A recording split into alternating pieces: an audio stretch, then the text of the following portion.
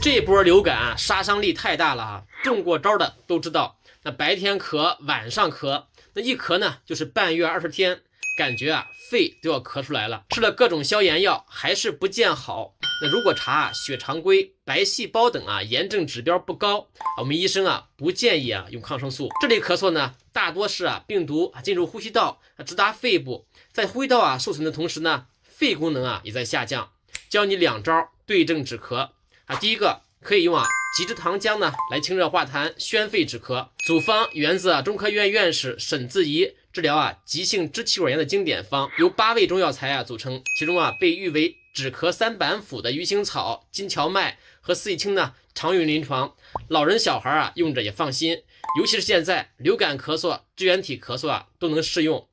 第二，如果咳嗽时间长又没有痰一到晚上或者一遇冷空气呢，咳嗽就会加重，这要考虑可能是咳嗽变异性哮喘，可以经医生指导呢，配合使用一些抗过敏药，比如氯雷他定等。